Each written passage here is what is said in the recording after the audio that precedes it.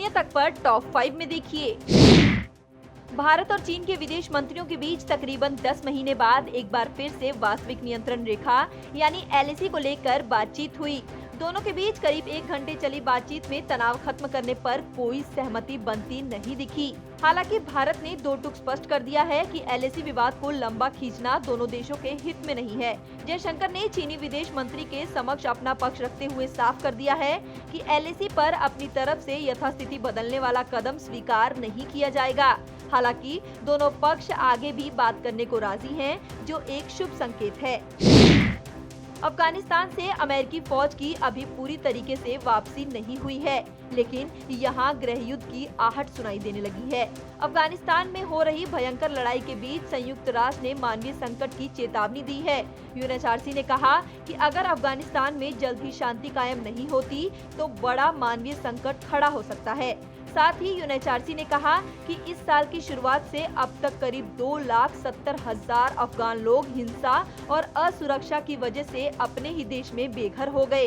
इसके साथ ही अफगानिस्तान में विस्थापितों की संख्या 35 लाख के पार पहुंच गई है। यूएनएचआरसी ने ये भी कहा कि अगर अफगानिस्तान में मौजूदा हिंसा को रोककर शांति कायम नहीं होती तो इससे विस्थापन देश के अंदर ही नहीं बल्कि पड़ोसी मुल्कों और उससे आगे जाकर भी होगा। ईरान और अमेरिका के बीच कैदियों की अदला बदली को लेकर बातचीत चल रही है। ईरान सरकार के प्रवक्ता ने पुष्टि करते हुए कहा कि दोनों देश इस मुद्दे पर सहमति बनाने के लिए आगे बढ़ रहे हैं। जल्द ही इस मुद्दे पर समझौते का ऐलान होगा। बता दें कि परमाणु समझौते से अलग इस मुद्दे पर भी बैठक जारी है। पाकिस्तान के डासू इलाके में चलती बस में जबरदस्त बम ब्लास्ट हुआ। हमले में 10 लोगों की मौत हुई है। मरने वालों में 6 चीनी नागरिक और 1 पाकिस्तानी जवान भी शामिल है। धमाके में करीब 40 लोग घायल हुए हैं। हादसे में शामिल चीनी इंजीनियर पाकिस्तान में डैम बना रहे थे। पाकिस्तान में हुए इस बम धमाके की चीन ने निंदा की है। चीनी विदेश मंत्रालय के प्रवक्ता झाओ लिजियान ने पाकिस्तान से धमाके की गहन जांच की मांग की।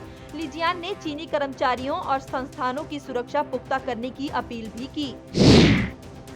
विश्व स्वास्थ्य संगठन यानी WHO ने दुनिया के 104 देशों में कोरोना वायरस के डेल्टा वेरिएंट फैलने की बात कही है।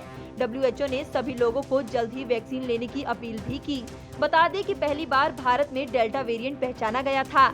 इंडोनेशिया में कोरोना वायरस के डेल्टा वेरिएंट से सबसे बड़ी तबाही देखी जा रही है। यहाँ एक दिन में करीब 50,000 नए मामलों से दहशत फैल गई। फिलहाल सबसे ज्यादा संक्रमण की दर इंडोनेशिया में ही होने की बात सामने आई है। ऑस्ट्रेलिया में डेल्टा वेरिएंट के बढ़ते मामलों को देखते हुए सरकार ने लॉकडाउन लगाने का फैसला किया है। इसके पहले खुद ऑस्ट्रेलियाई प्रधानमंत्री स्कॉट मॉरिसन ने भी लॉकडाउन बढ़ाने की बात कही थी। अब 30 जुलाई तक ऑस्ट्रेलिया के सिडनी में ऐसा ही नजारा देखने को मिलेगा।